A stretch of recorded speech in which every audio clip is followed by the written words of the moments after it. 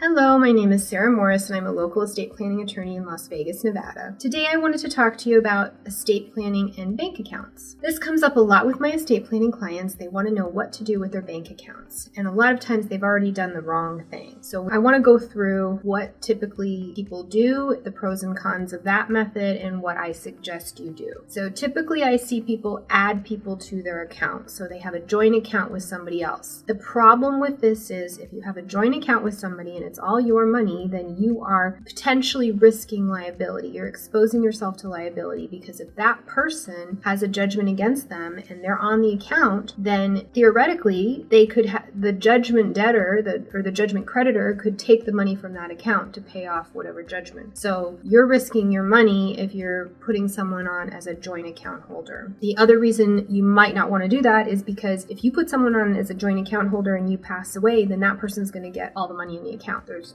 no argument, like it's their account now. So if that's what you want, great. But if it's not what you want, then you might want to consider something different. The other thing I see people doing is adding somebody as a signer to the account. The thing with this is it's okay depending on what your goals are, but there's a better way to do it through a power of attorney over financial decisions, because typically if you're going to give someone signing authority on your account, it's because you need them to be able to access your finances in the event of an emergency and pay your bills if necessary. If that's the case, then a power of attorney is going to do that more so than just adding them as a signer on the account. Because if you think about it, if you're trying to have somebody pay your bills because you're incapacitated, they may need to talk to the mortgage company, talk to the sewer company, whatever it is. They're not going to be able to do that without a power of attorney. So it's actually better to have a power of attorney if that's what you're trying to accomplish. The third thing and third way to do it, which is the way I recommend all my clients do it, again, it all depends on your goals, but typically the best thing to do is not add anyone to your account, not add signers, but list someone or something as the death beneficiary designation on your account so that when you pass away, it will go to X person. If you already have a trust, then a lot of times people will designate their trust as the beneficiary. If not, then it's whoever you want the money to go to. So that way, if you do that, it avoids probate court entirely. You don't have to deal with getting the bank account transferred to the heir because it's already going to do that through that death beneficiary designation. So in sum,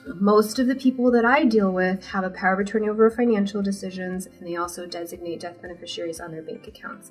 They do not just add somebody to a bank account because it just doesn't make sense. If you would like to talk more about this, you can always call our office. We offer complimentary 15-minute phone consults. You can either schedule them online directly on our website, or you can call our office and schedule from there. Until next time, I will see you later.